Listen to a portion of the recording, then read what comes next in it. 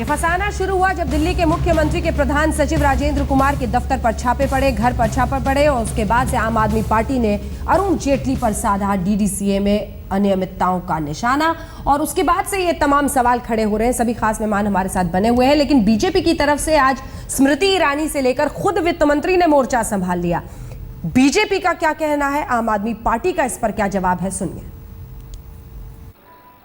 अरुण जेटली जी की अध्यक्षता ने 24 करोड़ रुपए का बजट बनाया कि हम इस स्टेडियम को 24 करोड़ रुपए में कंस्ट्रक्ट करेंगे। कुल राशि 114 करोड़ रुपए खर्च करी गई। कहां गए वो 90 करोड़?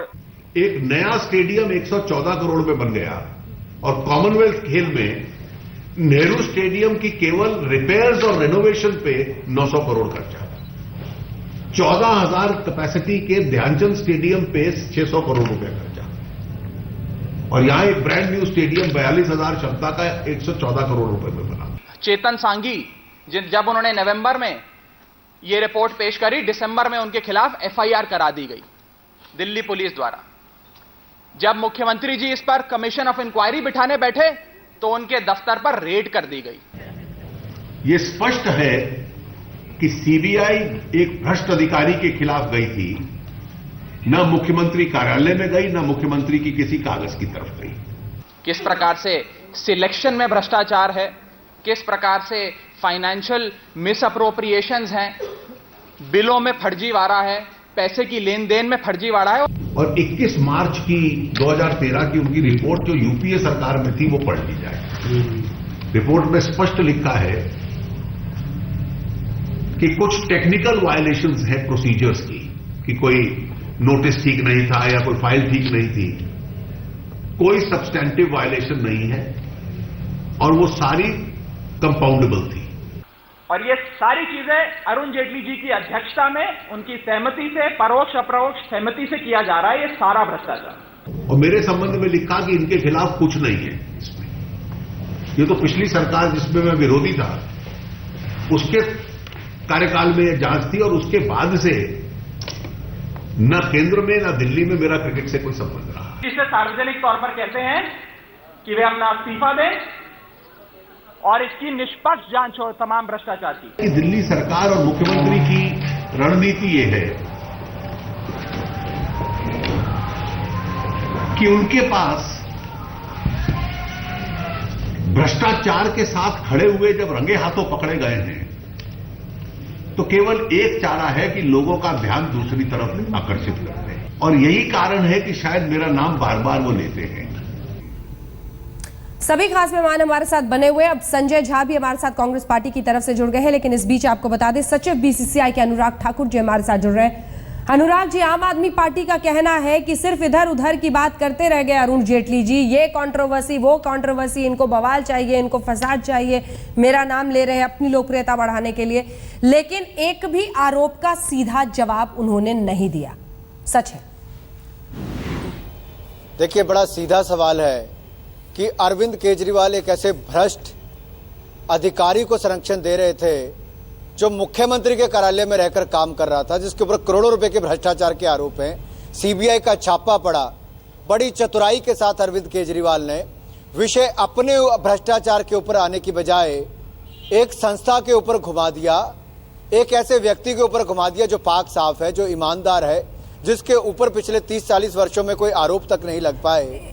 और झूठे आरोपों के बिना पर आप किसी के ऊपर सवाल खड़ा नहीं कर सकते। लेकिन अनुराग जी, और यही आरोप जब 3 वर्ष पहले भी लगाए गए तो एसएफआईओ ने उस पर डिटेल इन्वेस्टिगेशन की। जिस एसएफआईओ की आप बात कर रहे हैं अनुराग जी, जिस एसएफआईओ की आप बात कर रहे हैं उसी एसएफआईओ ने तो कहा है कि पूरा आंतरिक नियंत्रण प्रणाली जो है डीडीसीए का वो कमजोर है। उसी ने कहा है अचल संपत्ति का ब्यौरा रिकॉर्ड में रखा ही नहीं गया है।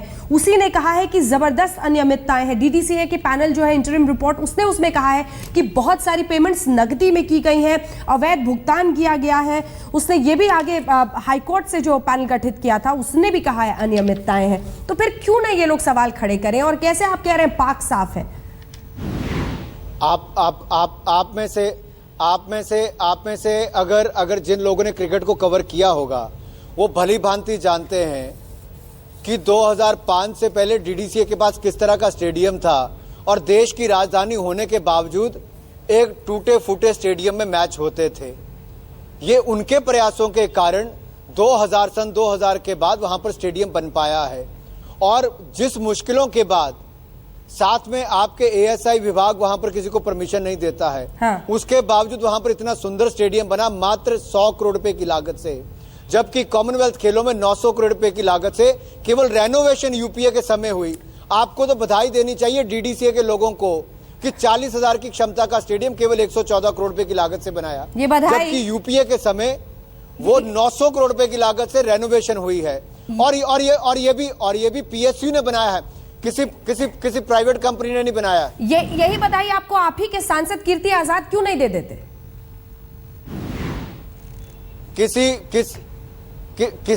ना मेरी जिम्मेदारी किसी व्यक्ति को समझाने की, कोई ना समझना चाहे तो ना समझे, लेकिन देश ये जानता है कि अच्छा काम किसने किया है।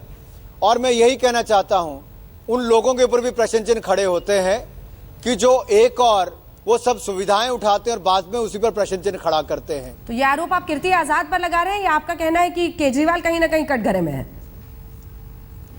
मैं सीधे तौर पर आपको ये कहना चाहता हूं, हाँ।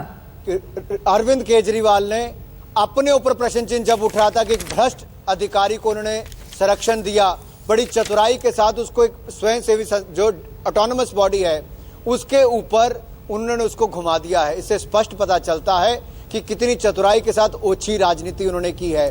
सच्चाई ये है कि एसएफआईओ जो कांग्रेस के समय जिसकी पूरी रिपोर्ट आई उसमें अरुण जेटली जी पर कोई भी सवाल खड़ा नहीं किया गया, ना उनके ऊपर कोई आरोप साबित हो पाए हैं। संडे को गड़े मुर्दे उखाड़कर झूठ सच होने वाला नहीं है।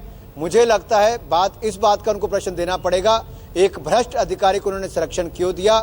आखिर क्या यहाँ पर अधिकारी खत्म हो गए थे? यही नहीं, उनका अभी एक और अधिकारी है जिसके ऊपर भी कार्रवाई चल रही है। ये छटपटा रहे हैं, दिल्ली की जनता को जवाब नहीं दे पा रहे कि इनको वहां पर काम नहीं कर पाए। और मैं मीडिया के मित्रों से कहना चाहता हूं, ये आपकी भी जिम्मेदारी बनती है। आपने एक भ्रष्ट अधिकारी को छिपाकर एक ईमानदार नेता के ऊपर सवाल खड़ा करने का प्रयास किया है। उन लोगों से पूछिए जिसकी पार्टी आज जवाब नहीं दे पा रही। चलिए, ये अच्छा है कि आप बीजेपी के नेता भी हैं और आप ही बीसीसीआई में भी सचिव हैं और आप ही को यह भी पता है कि एक और अधिकारी के खिलाफ कार्रवाई हो रही है। ये बहुत दिलचस्प है। हालांकि आप मीडिया को ही कटघरे में खड़ा कर रहे हैं, लेकिन सवाल ये जरूर बनेगा कि कीर्ति आजाद जब 3 बजे इसी रविवार को प्रेस कॉन्फ्रेंस करेंगे तो आप ही के पार्टी के एक नेता बताएंगे कि कहां पर क्या गोलमोल है। लेकिन इन सबके बीच सभी खास मेहमान बने। कपिल जी प्लीज, आप जो मुस्कुरा रहे हैं ये मुस्कुराहट बहुत खटक रही है, क्योंकि आप अरुण जेटली के खिलाफ क्या होना चाहिए, प्रोब ऑर्डर सब कीजिए साहब, लेकिन आप बिना जांच के राजेंद्र कुमार को क्यों सर्टिफिकेट दे रहे हैं? सिर्फ इसलिए क्योंकि आपकी लॉबी के वो अधिकारी हैं, कि सिर्फ इसलिए क्योंकि उस पर हाथ रख दिया केजरीवाल साहब ने, सिर्फ इसलिए क्योंकि वो उनके चुनिंदा अधिकारी के रूप में उनके प्रधान सचिव बने? ये सवाल हम आपसे क्यों नहीं पूछे? राजेंद्र कुमार का बिल्कुल आप लोग जिक्र करने को तैयार नहीं है। पूरा मामला मोड़ दिया है आपने अरुण जेटली पर। कीजिए साहब, आपको जो करना है उनके खिलाफ सबूत हो, जांच हो, लेकिन राजेंद्र कुमार को आप क्लीन चिट देंगे तो लोग पूछेंगे कि अपनी नाक के नीचे एक भ्रष्ट अधिकारी को कैसे बिठा लिया अरविंद केजरीवाल ने।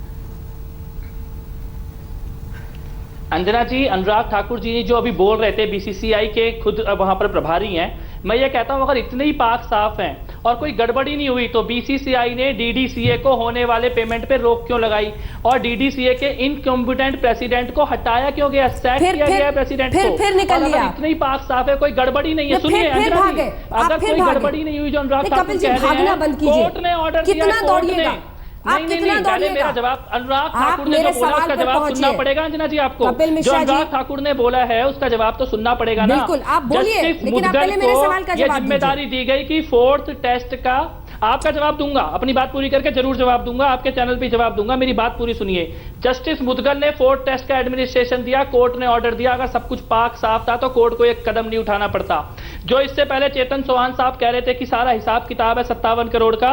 5 कंपनियों के नाम बताता हूं, Shriram marketing private limited, Anna Lakshmi trading limited, एडवन trading limited, ultimate IT solution private limited, Nipun trade x private limited, Manu technical and financial consultant private limited. एक ही एड्रेस पे रजिस्टर्ड है, एक ही ईमेल आईडी है, एक ही डायरेक्टर है, वो 57 करोड़ रुपए ऐसी कंपनियों को दिए गए हैं। आप इसके कपिल बाद जी जो आपने मुझसे पूरा सवाल पूछा टाइम आप उसका जवाब इसमें दे देता निकाल हूं दीजिएगा। आप राजेंद्र भी कुमार जी जानते के हैं बारे टीवी में वक्त कम रहता है, इसलिए आप मेरे सवाल से क्यों नहीं निकालूंगा?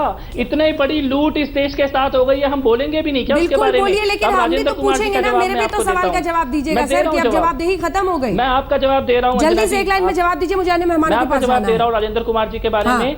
सीबीआई अगर इंटरेस्टेड है तो वैट और एजुकेशन डिपार्टमेंट में जाके राजेंद्र कुमार की फाइल चेक करे, हम नहीं रोकेंगे। मुख्यमंत्री दफ्तर में केवल डीडीसीए की फाइल चेक करने सीबीआई आई थी और खाली हाथ वापस लौट गई उस दिन मुख्यमंत्री दफ्तर से। प्रभा जी जल्दी से छोटा सा रिएक्शन इस पे, जल्दी से।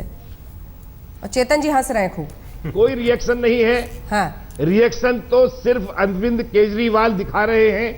हम ये जानते हैं कि क्या मजबूरी है कि राजेंद्र कुमार को बचाने के लिए देश के प्रधानमंत्री को गाली, वित्त मंत्री पर घोटाले का झूठा आरोप यह लगाना साबित करता है कि स्वयं अरविंद केजरीवाल झूठ का प्रचार और आरोपों से डर रहे हैं, घबरा रहे हैं कि कोई फाइल उनकी नहीं आ मेरे जाए। सवालों और के जवाब नहीं इसलिए दिए आपने। राजेंद्र कुमार को बचाने के लिए ये सारी चीजें हो रही हैं। एक भ्रष्ट अधिकारी को बचाने के लिए इस तरह की जवाब हरकतें दीजिए करना, ना। ये मुझे लगता है पूरी तरह से मुख्यमंत्री जी ने अपने आप को नीचे कर लिया है। हम चाहते भी नहीं है। और इस तरह डीडीसी पे आरोप लगाकर बचना, डाइवर्ट करना, कपिल मिश्रा भी बहुत चालाक बन रहे हैं। इससे नहीं, देश की जनता जानती है कि भ्रष्टतम अधिकारी को बचाने वाला मुख्यमंत्री भी सर, जवाब तो दे दीजिए मेरे सवालों का। फैला एक ब्रेक होगा, के लिए हमें लगा रुकना होगा, पड़ेगा। आरोप होगा। एक ब्रेक के लिए हमें रुकना पड़ेगा। संजय झा जी आपसे भी और चेतन जी आपसे भी बात ब्रेक के बाद। देखते रहिए आज 79% हल्ला बोल देखने वाले दर्शक कहते हैं कि प्रधान सचिव को बचाने के लिए कह रहे हैं, लेकिन आपसे मैं चेतन जी चाहती हूँ कि आप दिल्ली सरकार को क्या कहेंगे डीडीसी? देखिए, मैं सिर्फ 3 लाइन में कहूंगा। पहली बात, मैं अरुण जी का धन्यवाद करता हूं, उन्होंने अंतर्राष्ट्रीय स्तर का स्टेडियम बना दिया। दूसरी बात, इस स्टेडियम में इतनी अनियमितताएं थी तो Delhi government cricket control board के पास जाकर मैच खुद क्यों कराना चाहती थी इसी ग्राउंड के ऊपर? उम्मीद करेंगे कि प्रेस कॉन्फ्रेंस करके अब आम आदमी पार्टी इस सवाल का जवाब देगी कि कोटला में डीडीसीए में अगर इतनी वो खुद कह रहे हैं कि अनियमितताएं हैं, भ्रष्टाचार है, वहां मैच क्यों कराना चाहते हैं? ये सवाल डीडीसीए की तरफ से पूछ रहे हैं उनके उपाध्यक्ष चेतन चौहान। देखते रहिए आज।